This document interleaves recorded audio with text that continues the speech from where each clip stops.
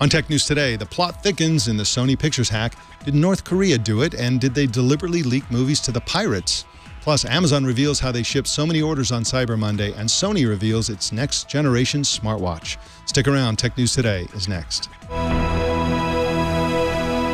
This is Twit.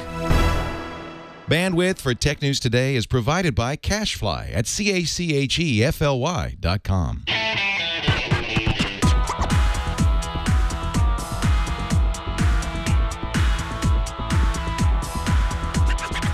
This is Tech News Today for Monday, December 1st, 2014. This episode is brought to you by Squarespace. Squarespace recently launched the latest version of their platform, Squarespace 7, which has a completely redesigned interface, integrations with Getty Images and Google Apps, new templates, and an incredible feature called Cover Pages. Try the new Squarespace at squarespace.com and enter the offer code TNT at checkout to get 10% off. And by Gazelle, the fast and simple way to sell your used gadgets. Find out what your used iPhone, iPad, and other Apple products are worth at gazelle.com. Tech News Today is the show where we talk about the tech news with the journalists who report it. Welcome to the show. I'm Mike Elgan, and good morning, Anthony Nielsen. Morning, Mike. How are you doing? I'm doing great. Did you recover from Thanksgiving? You look pretty well. You're sitting upright and everything. I actually have been sick over the weekend, so I just stayed home and played a lot of video games. But it was good. What did people do before video games when they got sick after Thanksgiving? I have no idea. And it's Monday, so joining us today as our co-anchor is Lindsey Turrentine. Hey, Lindsey, how's it going? Great, thank you. I'm just still working off all the food.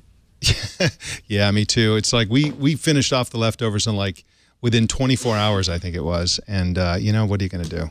We had a bazillion-pound turkey, and we just dispatched that like it was nothing. That's well, awesome. So Lindsey, are you a Cyber Monday enthusiast? Are you somebody who like gets up early in the morning ready to buy a whole bunch of stuff? You know, I used to be, and I don't know, I'm less organized now. I don't know what's happened. It's almost embarrassing. I have a huge spreadsheet that I keep of what I'm getting for who, and I haven't filled out the spreadsheet yet, so I can't go shopping. Wait. You have a spreadsheet of all the stuff you want? No. I have the spreadsheet of the people I have to buy for and what I'm getting. I see. Okay. Not that horrible. Okay. Well, I am. I just don't use a spreadsheet. Well, all right. Enough of this. Let's jump right into the news. We told you Tuesday that Sony Pictures was hacked in a breach that shut down the company for a few days. And since then, Recode's Arik Hesseldahl has reported that the company is exploring the possibility that the attack was instigated by the North Korean government in retaliation for a Seth Rogen and James Franco comedy about North Korea, of course, called The Interview. North Korea had threatened, quote, merciless retaliation, unquote, for the film. Sony Pictures Entertainment has hired FireEye's Mandiant Forensics Unit to fix the damage from the attack, and the FBI is reportedly investigating, according to Reuters. Arik Hesseldahl joins us now to talk about his piece. Welcome to you, Arik. Hello again. Well, thank you for being here. Now, when you wrote your piece, you said that they were still exploring the possibility of a North Korean connection. Is there new information to support or weaken this idea?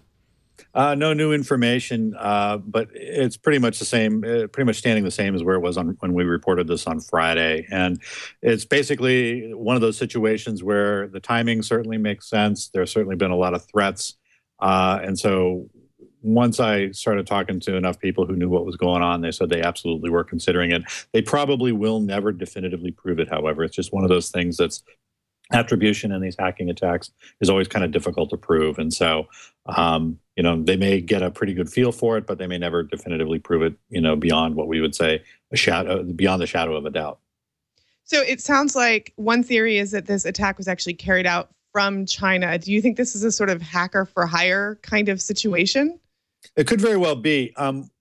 I'm working on a story right now that's looking at the actual capabilities, what's known, what's not known, what's supposed and guessed at about the North Korean cyber war capability. They do actually, very much like China, they are kind of emulating China in that they have a dedicated army unit called Unit 121 that is specifically trained for cyber war, probably trained by Russia, probably trained by China to a certain extent.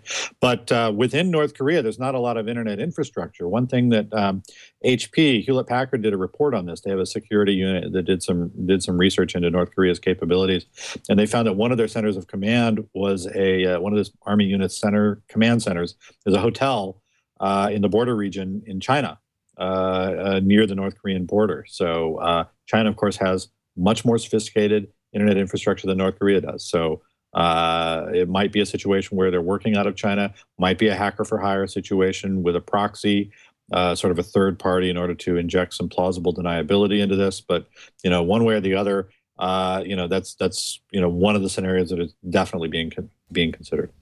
Now, the movie that this is possibly revolving around is called The Interview, and it's about some journalists, two journalists played by Seth Rogen, and what's the other guy's name? James Franco, who's in every movie, of course. And they are enlisted by the CIA to assassinate North Korean leader Kim Jong-un. The movie is already funny. Just listening to this, and you can't buy this kind of publicity. This is really great publicity for the movie, I guess. Now, is this related to, last year there was some hack attacks against some South Korean TV stations and also the financial services industry that actually shut down some ATMs for a while. Is it possible that this is related to that attack in the sense that it could be the same group or the same organization that you talked about? There's definitely some common threads, some similarities. The invasion, the attacks were carried out basically against the working day-to-day networks of these broadcast networks. It was two South Korean TV networks, and then also the financial sector, the banking and the ATM network, as you mentioned. One of the things that's sort of a common thread and sort of a good fingerprint that might indicate North Korean involvement is the use of wiper software that essentially deletes what's on the machine's hard drives of the targeted machines. So that would be a clue if indeed it turns out that wiper software was used. We don't know exactly. I've seen some quotes, but I haven't been able to speak to anybody with direct, who will describe for me direct and specific details of exactly what kind of technical details of the attack itself. But I have seen some quotes of people saying that systems have been wiped, and so that may be an indicator. Sony has been essentially very tight-lipped about this. They don't want to confirm or deny anything that they happen to know because it might tip off the attackers, but also agitate the attackers to further action. And we've already seen multiple layers of attacks. I mean, essentially on Monday, the network was brought down. Thursday, we started to see a sensitive file start to come down, and then over the weekend, we saw these movies leaked. Now, every nation that engages in hacking, and I think these days most major countries do, the U.S. certainly does, China certainly does, a bunch of other countries do. But this seems like real script kiddie stuff. I mean, when they hacked Sony, they left a message with a, skeleton, a skull and crossbones or whatever it was. It said Guardians of Peace. It looked like, 13-year-olds in somebody's basement just like doing a simple hack. Is this really the state of North Korean hacking, if in fact this is? And in other words, I guess what I'm saying is the nature of the hack, the message that they put, the tweeting and all that kind of stuff, a strike against the theory that this was North Korea? Because it just seems awfully amateur hour. It looks awfully amateur hour, but you never know. I mean, there's a lot of different degrees of obfuscation that an attacker would go through. They would want to make it seem like some kind of a private third party would be carrying it out. And again, let's remember that this North Korean connection is really just this theory based on a lot of informed conjecture. It's not by any means proven, but it seems like a sophisticated attack, aside from that very amateurish message that you refer to, that was found. But the fact that it was found on the desktops of every Sony Pictures Entertainment employee and forced them off of the use of their corporate machines, shut down their email for a while, although they're still able. Some people are now able to get their messages. It's shut down their day-to-day operations. It's shut down Outlook, shut down whatever internal software. There's even some indications that it may have attacked their human resources files. So there's a lot of different things that were but it may be just a case of they were able to get a hold of some passwords and some usernames and were able to penetrate this network through very basic means. We really don't know a lot of technical details about how it was carried out yet. I'm hoping that if as you say, Reuters has reported that Mandiant is on the case, that eventually we will get some indications of what happened. What would Mandiant be able to bring to the party to help them repair the damage? Is this a forensics unit that specializes in this kind of thing for big companies like Sony Pictures? Yeah, Mandiant is really the company that has gotten a lot of headlines in the last couple of years for responding. It's now part of FireEye. And they were the ones that were called in when the New York Times had an ongoing network penetration. And what they did in that case, it was kind of interesting, and I covered it, was that they sealed off portions of the network and let the attackers wander around at will. And part of that was so that they could observe their behavior, observe their movements, observe what it was they were trying to get at. It wasn't long before Mandiant was able to point the finger at China. And China was responsible for, and it was a unit of the Chinese army, and it was responsible for numerous attacks against many companies, many media organizations, including the Wall Street Journal, including Bloomberg, I think, disclosed that they were attacked at the time. So there was, there's been an awful lot of activity by China. So, Mandiant was the one that kind of popularized the phrase "advanced persistent threat," meaning that it's a threat that is very sophisticated and continuous and ongoing. And so that's a very fashionable phrase in computer security circles right now. And so APT-1 was essentially a unit of the Chinese army. Arik Hesseldahl is at recode.net, and you can follow him on Twitter at AHESS247. Thank you so much for joining us, Arik. You bet. Always good to be with you. All right, thanks. Well, in related news, the DVD screeners of 4 unreleased movies have been stolen from Sony Pictures and posted on peer-to-peer networks, an event related to the Sony Pictures hack, according to a report by Andrew Wallenstein and Brett Lang in the Hollywood publication Variety. The movies are Brad Pitt's Fury plus Annie, Mr. Turner, Still Alice, and To Write Love on Her Arms. In the short time that the movies have been online, Fury has been reportedly downloaded by more than 1.2 million unique IP addresses, which makes it the second most downloaded movie currently pirated, and the movie is still in theaters. We have Andrew Wallenstein on the phone. Hey, Andrew, this is Mike Elgan. Thank you for joining us. Thank you. Sorry I couldn't reach you on Skype today. Hey, Skype happens. We know that as well as anyone. So who thinks this piracy is connected to the Sony Picture hacks, and why do they think that? Well, let's be clear. Sony at this point isn't definitively saying that they are linked, but our reporting bears out that there are people within the studio who believe that it is linked. Let's put it this way. It certainly would be one hell of a coincidence that 5 movies would suddenly get put out there like this at the same time that they're under attack from hackers. So I think the good money is that the two things are related. So 1.2 million unique IP addresses downloading this. Do you think that that is a real number, and that it might be attack oriented? I mean, are people really watching this millions of times, and will it damage the opening weekend for Fury and for other big movies like Annie? Well, to be clear, Fury has already come out. It's been in the theaters for a month. So obviously it can't harm that opening, but it's still in the theaters. Could it have some dampening effect on how much it could make in the latter weeks of its theatrical run? Certainly possible. Annie, I think, would be a bigger concern because that has not come out, nor has some of the other smaller movies that have been victimized by this piracy. However, Annie is a family movie, which isn't really the kind of movie that does well on, file sharing, BitTorrent, that kind of stuff. So you could argue an entirely different audience is going to be expected to show up in theaters, but, this will be an interesting test case. Maybe it will impact the movie. Though, to be sure, Annie and some of these other smaller movies you mentioned are not being pirated anywhere near as much as Fury, which is exactly the kind of, young male skewing war movie with some interesting special effects and such that, you would expect to do really well on the P2P world. Now, as we said, these were DVD screeners, and reportedly they were watermarked. So what is a DVD screener, and what is a watermark? What is this all about? Well, from what we understand is, for any movie that is made, there's a whole production process where, it goes through many different hands, whether it's in the editing process, special effects, or whatnot. Usually somewhere along the line, screeners are made, and that is typically for a audience of potential voters for Academy Awards, although it doesn't necessarily have to be for that audience. It could be just for sort of internal viewing doing within Sony or within the industry.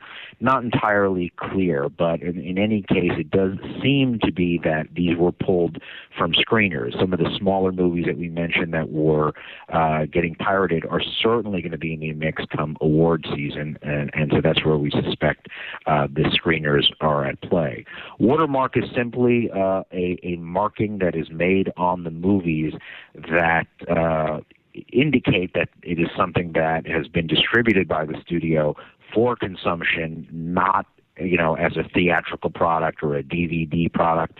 So what's interesting there is if they can identify, and they should be able to, the source of the watermarking, then they can figure out the source of the leak. And it's possible somebody could get in trouble if they are, accused of being the source of this movie getting out there. So that'll be an interesting one to watch. That's a shoe that has yet to drop in this story.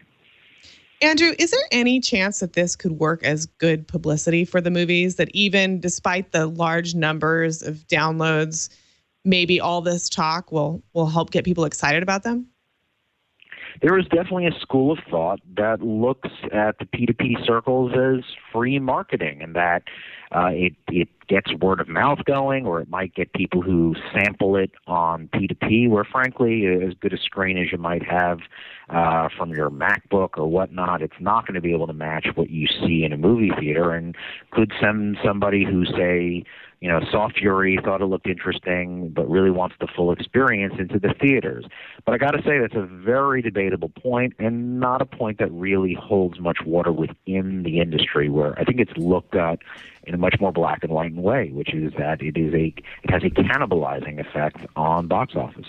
It also has to be said that that movie piracy is global, and that piracy takes place all at the same time, whereas movie releases tend to have these rolling premieres and appearances in box offices across the world. And also many people around the world can't get to theaters all that easily, at least as easily as they can get to some way to download an illegal copy of a movie.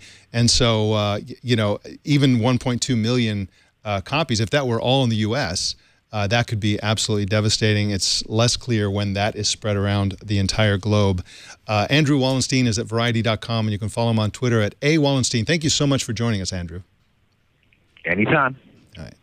We've got some more news coming up, but first I want to tell you about one of today's sponsors, Squarespace, which recently launched the latest version of their platform, Squarespace 7. It has a completely redesigned user interface for creating your website or blog. With Squarespace 7, you can now edit on a single page. I love this feature because you don't have to toggle between the site manager and the preview mode. You just build your website right there in a single view. Squarespace has category-specific templates for different things you might want to build a site for. For example, businesses of all kinds, personal sites, blogs, wedding sites, band sites for musicians, restaurant-specific layouts for foodies. They even have 9 beautiful templates for online stores, including one of my favorites, which is called Supply. Supply is a beautiful, bold, wonderfully designed site for selling whatever it is you want to sell. But no matter which template you choose, e-commerce is available for all subscription plan levels, including the ability to accept donations, which is great for your nonprofit, cash wedding registry, whatever, school fund drive, whatever it is you need to raise money for, you can do it with Squarespace. Now, Squarespace gives you instant access to professional stock photography from Getty directly from inside the platform. It's just $10 a picture, and it's inexpensive. Squarespace starts at just $8 a month, and that includes a free domain name if you sign up for a year. And of course, Squarespace is famously mobile ready. The Squarespace Portfolio, Note, Metric, and Blog mobile apps are on-the-go extensions of your website, so you can monitor and make changes from anywhere. And if you're an Android fan, you should know that Note and Blog, those 2 apps are now available on Android. On your PC browser, you can even preview designs in device mode so you can see how your site will look on tablets and smartphones very, very quickly. Start a free 2-week trial with no credit card required and start building your website. And when you decide to sign up for Squarespace, make sure you use the offer code TNT, and that'll get you 10% off and also show your support for Tech News Today. And to begin using Squarespace 7, you existing customers can go to the Settings tab to activate all the new features. We thank Squarespace for their support of Tech News Today. And remember, Squarespace, start here, go anywhere. Well, Lindsey, it looks like Amazon revealed a little bit how it's going to fulfill a bazillion Cyber Monday orders. Officially, a bazillion. Bazillion. I'm sure. A bazillion. Since this summer, Amazon has been using specialized robots. They weigh 320 pounds. They're called Kiva, and they move entire shelves of inventory around its warehouses, eliminating the need for workers to walk the aisles to select inventory for each customer. The robots are named after Amazon employees. Each one has a specific name, and they lift up to 750 pounds, shuttling the shelves 3 to 4 miles an hour while using motion sensors to avoid obstacles. CNET's Donna Tam went to the fulfillment center in Tracy, California to see the robots working, and she's here to tell us more about it. Hi, Donna. Can you describe what it's like to watch these robots do their work and what they look like? A lot of people listen to the audio version of this show, and they probably want to hear what it actually feels like to be around them. Yeah, it was actually really cool considering they're really like these square, kind of squat orange blocks. That's what they look like. But they glide on the floor. So it's actually, if you watch them for long enough, it almost seems like they're in a choreographed dance because they're using sensors to figure out where they're supposed to move and like what's in front of them and how to avoid each other and avoid things. They also are connected by the cloud. So it's really cool because they can talk to each other. So basically, if one of them comes across, let's say something accidentally falls off a shelf in front of them, it will know there's something there. It will avoid it, and then it will tell all the other robots, there's something in front of me. Don't come this way. So it's really amazing to watch because it's a real network of these robots working together to move these products around in the warehouse. Donna, let me see if I understand this this concept. So typically, if in a regular warehouse, if you were doing fulfillment and you were basically putting things in boxes and shipping them to customers who had ordered those things, you would go into the warehouse and you would find out where that item is stored on the shelf, and you would, there it is. You grab it. You'd walk it back to where your shipping is. You put it in the box, tape it up, and off it goes. And what this does is it brings the whole shelf to you. So if you need one item for an entire shelf, it'll still bring the entire shelf. Is that correct? Right. So that's what the robots do. They zip underneath the different shelves, and you'll see them lift up the shelf and then bring it over to the actual station where the person's going to pick the items from the shelves and throw them into bins. The bins get sent off to be packaged and sent away, but what the person does now, instead of walking down the aisles and trying to find those items, is the shelves are standing right in front of them, and they pick it from it, they'll throw it in a bin. They'll press a button that says, oh, we're good to go. That bucket will go off, and then another shelf will come in its place for the next item that you need to put in there, or the next multiple items for like an actual shipment. So, Donna, the first question that probably everybody asks is how many jobs get lost because of these robots? I know you talked to Amazon a little bit about that. What did they say about potential job loss? So Amazon says that there are no job loss associated with the inclusion of these robots. I mean, they're saying that they're so much more efficient that they're actually adding jobs. I mean, they won't say how many they're added or really what the direct result is, but you clearly, like the employees that were there actually at the picking stations all seemed pretty happy. And the one guy that I talked to, he actually, he used to walk the aisles, and he was like, now this is what I do. It's a very different job. I stand in one place. And, he's like, it's kind of isolated because he's not really talking to other people, but he's like, it's definitely a lot faster. Like, he's like, I'm filling so many more orders at once.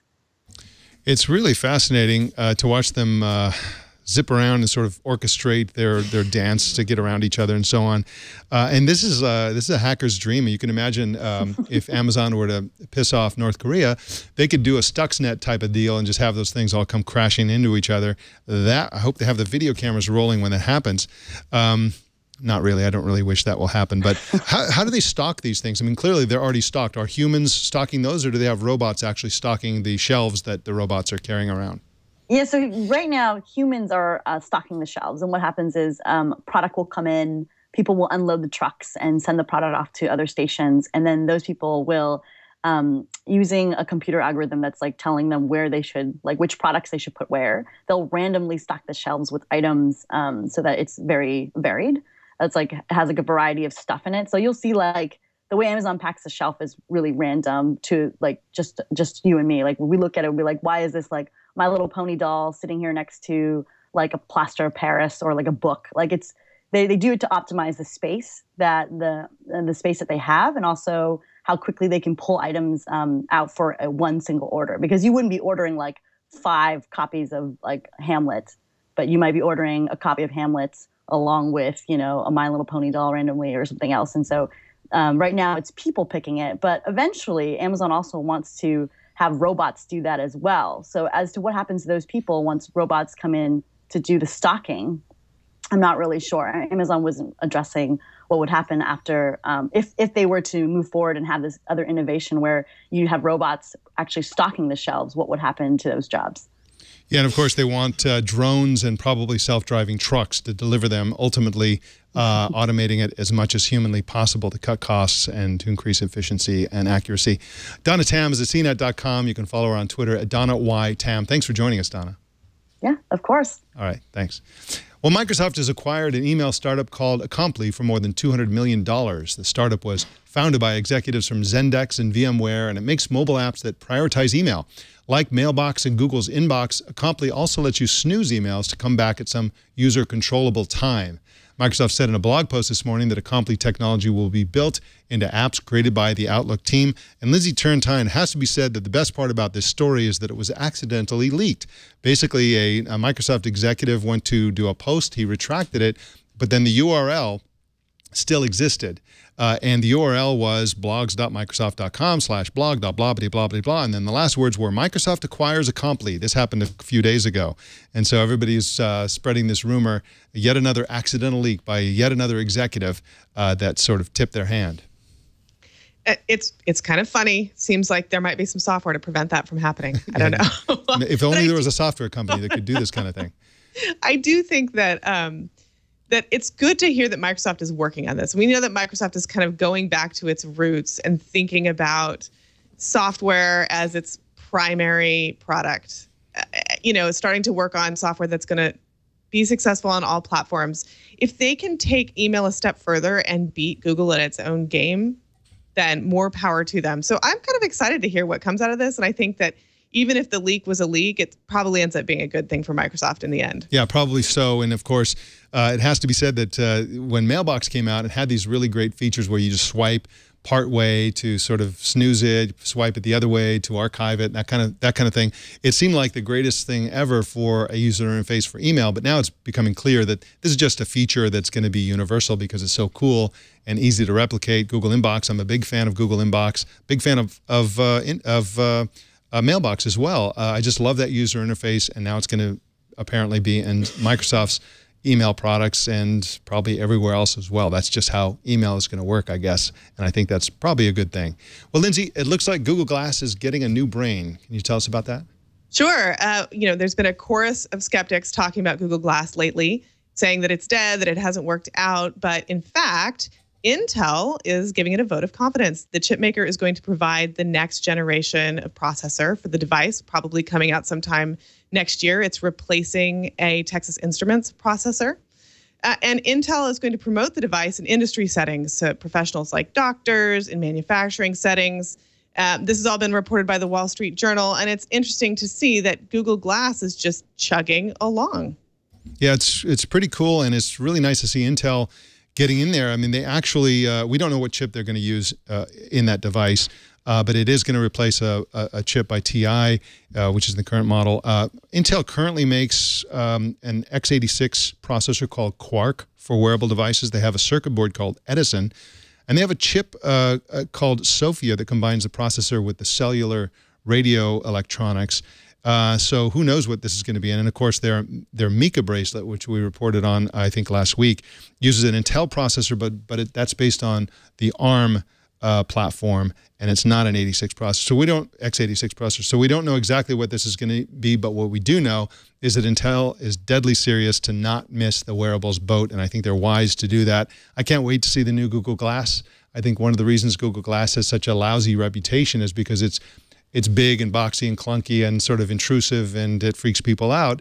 But as it recedes, I think, inevitably into glasses and looks more natural and is more, it looks less like a cyborg type of device, I think people will find better uses for it. And also, I think that when businesses embrace it, the Glass at Work initiative within Google that's looking to find industrial and professional ways to use Google Glass, I think it's going to be a popular thing. So I am not giving up Google Glass personally, and I'm glad to see Intel in there.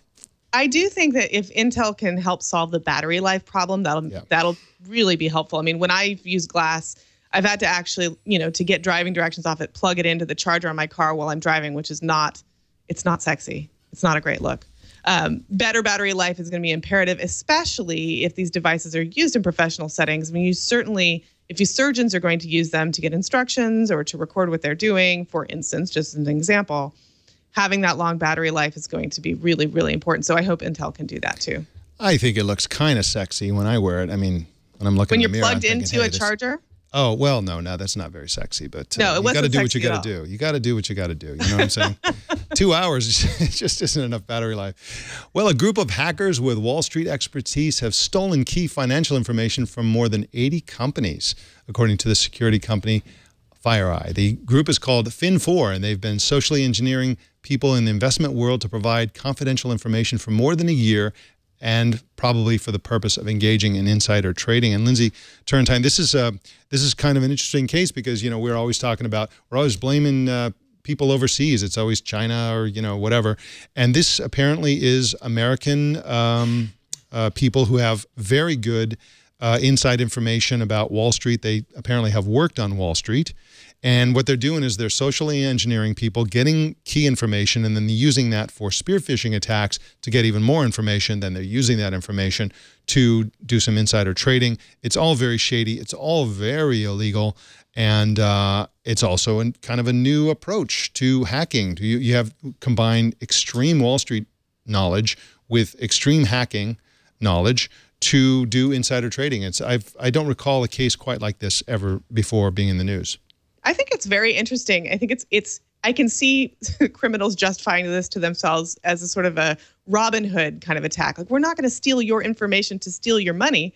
We're going to steal your information to steal other people's money, which is, it's not okay, but it's definitely an interesting approach. And I can see this being, I think it'll be a movie in the future, honestly. This could be pretty interesting. The Wall Street version of Robin Hood, stealing from the rich and giving to the rich. Well, what are you going to do? Well, in a sec, we've got some updates for you, but first I want to talk about Gazelle. I got some exciting news about Gazelle. You already know that Gazelle is the best place to sell your used phone or tablet, but now you can buy certified pre-owned iPhones, Samsung Galaxy phones, and iPads directly from Gazelle. If you've lost or broken your phone, a certified pre-owned device is a great way to buy a low-cost replacement device, and Gazelle still offers great deals on trade-ins. That's right, you can trade in your current device for a newer device and a better device directly on Gazelle. Devices are available in two conditions: certified like new and certified good. Certified good devices show some gentle signs of wear, but offer consumers who want to save a little extra money a great device at a great price. All devices have been put through a rigorous 30-point inspection to ensure that they're fully functional. And certified pre-owned devices are backed by a 30-day risk-free return policy. And of course, Gazelle is still by far the best place to sell your used gadgets. You get paid in cash, payment is fast, and it's risk-free. They'll wipe your data. If you've got some information on there, you're not really sure if you've really erased it, you don't have to worry, because Gazelle will make sure that it is gone forever after you turn in your phone. Now, find out what your iPhone's worth. Take a minute and go to Gazelle.com to find out. Well, last week I asked for some input. I asked for people to disagree with me about the right to be forgotten. I have a strong anti-right to be forgotten position. I think it's loco, I think it's censorship, and I think it's misguided in many respects. And I asked especially Europeans, but anybody, to send email to sort of represent the pro-right to be forgotten perspective. And we got some really, really interesting emails, and I'm just going to share a couple of them with you. One is from Ryan McFadden, and he's in the EU, he's in Scotland, and he is pro-right to be forgotten. He says, I think overall what has to be understood is it's not really a free speech issue, it's a privacy issue. In the EU, we typically don't have or aspire to have absolute free speech. Hate speech laws, libel laws, etc. are examples of this. For some time now, EU data protection laws have been based on the concept that you own data about yourself. There are limited scenarios under which you can hold or process personal data. You must inform people if you use their data, and of course, you require permission. If you must delete data, if the person asks you to delete it. And exceptions obviously apply to all of these, but for the most part, you need to justify having someone else's data and be transparent about what you're doing with it. Personally, I this TNT fan, thinks that the EU is ahead of the curve on this, and they're recognizing that search engines are in the process of replacing traditional news outlets. They're trusted and as such should have some duty to provide accurate information. They've also recognized that if you target the search engine to fix this, it'll be more effective in reducing the spread of that information than caching after the direct source would be. The search engine has to abide by EU law. They're guaranteed to respond, and that can't be said for any given source you find on the internet. Well, thank you for that. And we have another interesting email from Canada from Kaylin McGregor. And here's what he said. I've heard you criticize the European Union's right to be forgotten many times, and I'm sympathetic to your arguments. However, I think there's a counter-argument you've neglected to address. You seem to view Google as an index of the web. I don't believe it is, at least not anymore. It's an answer engine. I don't like the right to be forgotten, at least not in its current form, but I cannot deny this. Google does a bad job of answering who individual people are, he writes. I don't know if legislation is the best way to tackle the problem, but Google needs to learn how to accurately portray low information subjects. No need to forget, just to be accurate. Now, those are great. That's exactly the kind of input I was looking for. I still have a problem with it, though, because in both cases, they're essentially saying that in the one case, we're hearing that search engines are replacing traditional news outlets. And in the second case, we're hearing that it's an answer engine. And that's a really interesting point in the age of wearable devices where you ask, Google Now a question and it gives you the answer. It doesn't give you a list of options. It just says, here's the answer. And so that answer, you really want that answer to be accurate. But the problem with that is that if search results are going to replace news stories, then they should be brought under the same free speech protections. If the European Union wants to make sure that the information available online is accurate, then they need to go censor newspapers. And if they don't censor newspapers, then there's a good reason for that. And I think that reason also applies to search engine results. Just my opinion. Keep those opinions coming. I'm still not convinced, but I want to be more convinced than I am now. So please send an email. Lindsey Turrentine, what do you think of all this? Were you persuaded by either of these arguments?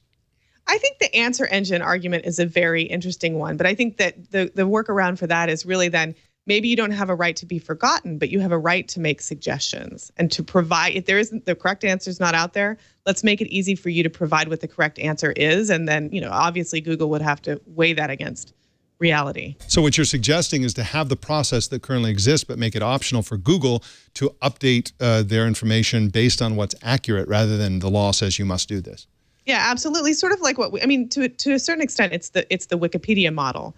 Just kind of, let's say, well, this isn't accurate. I'm going to give you the accurate answer. Now, the challenge there is debating which one is right if you're providing information out of self-interest that's not accurate. Yeah, that's a great point. Well, Samsung finally unveiled an actual Tizen OS smartphone. It's called the Z1, and it goes on sale in India December 10th. Samsung announced its intention to ship the Tizen phone since early last year, and Samsung was planning to launch a Tizen device in Russia this year, but that rollout was delayed. The Z1's specs are unknown, but we do know the phone will cost less than $100 unlocked. Lindsey Turrentine, obviously this is going to compete with Android One. Do you think the Tizen devices will ever catch hold?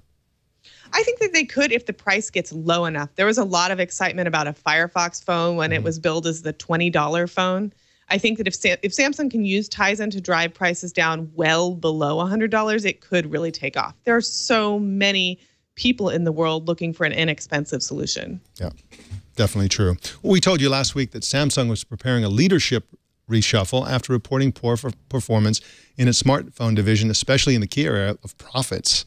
At the time, a consensus formed that mobile chief J.K. Shin would be ousted. But now it looks like he's going to keep his job, at least for now. So, interesting. Kind of a disappointing reshuffling. I think a lot of investors were hoping that they would do something more aggressive there. Well, in other news, French journalists often write on the subject of American cultural imperialism, and they use cute language to condense the idea into a catchy phrase. Now, since 1949, for example, they've used the phrase Coca-Colanization to express this general idea of American cultural imperialism. Well, now they've got a new one. The acronym Gaffa is now coming into popularity in France on blogs and newspapers, magazines, and TV talk show circuit.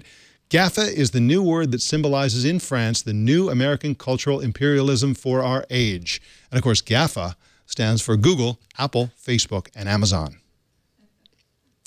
We told you Wednesday about an upcoming Sony watch that uses e-paper, not only for the watch face, but for the watch band as well. Since then, Sony has revealed the watch in all its glory in a YouTube video. Lindsey Turrentine, let's take a look at this. Okay, so we have the lonely introvert at a party. Nobody's paying attention to him.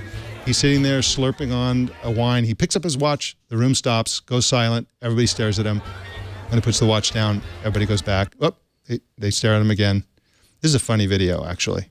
It's very low budget, the video itself, but the concept is so cool. Yeah, I love it.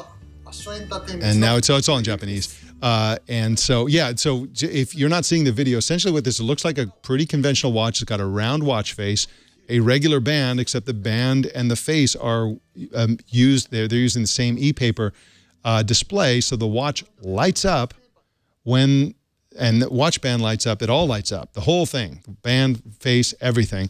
And this is a really cool idea that comes from some innovative internal stuff that Sony's doing. And also, it looks like you can actually use what may be a downloadable band. So in some versions of it, you see little fake stitches, and other ones you see it looks like kind of a metal. You get little metal plates on there, so you can essentially download the style of the band in addition to the style of the watch. And right now in the video, we have somebody with a smartphone doing something similar with glasses that change color and shape and shades and textures, and also shoes. So I don't know, Lindsey Turrentine, this is a lot of screen stuff, but not a lot of smart. I mean, I don't see a lot of intelligence, just a watch that's using a pretty innovative screen. Well, the way that e-ink works, right, it paints itself and then it stops. So it's never, I don't imagine that they could make this technology into something that would say be like a living ticker.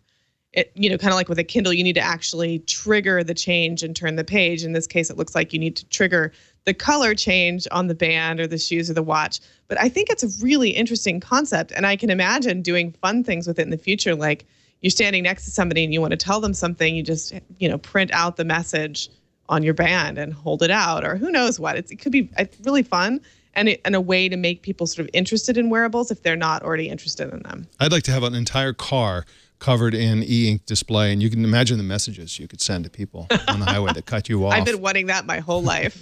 Our TNT fan of the day is Suzanne Raymer in Montana, who said that she said on Twitter that she watches Tech News Today with her cats on a snowy day, and she posted this cozy picture. Her cats are enthralled by the tech news, clearly. Well, how do you watch or listen to TNT? Just record a video or take a picture of your setup or yourself and post it on Google+, Twitter, or Facebook, and use the hashtag #HowIWatchTNT, and we will find it. That is the Tech News Today. Lindsey Turrentine, thank you so much. Hey, what's going on over at CNET Reviews? Lots of Cyber Monday action. We are covering the deals as they happen. Come see. Brutal. Must be drinking a lot of coffee over there. That's right. Can't imagine. Well, thanks again. We'll see you next Monday. Thank you. All right. You can subscribe to Tech News Today on Feedly. If you don't use Feedly, you should check that out. I use Feedly, and I subscribe to Tech News Today on Feedly, and it's a sweet deal. You can also choose any way to subscribe to Tech News Today at twit.tv/TNT. You can follow us on Twitter at Tech News Today TV. Join our Google Plus community. Just search Google Plus for Tech News Today. And please send us your thoughts and opinions. Send email to tnt@twit.tv or call us at 260-TNT-SHOW. Don't miss our evening newscast, Tech News Tonight at 4 p.m. Pacific tonight and every weeknight right here on the Twit Network. My name is Mike Elgan. Thanks for tuning in. We'll see you tomorrow.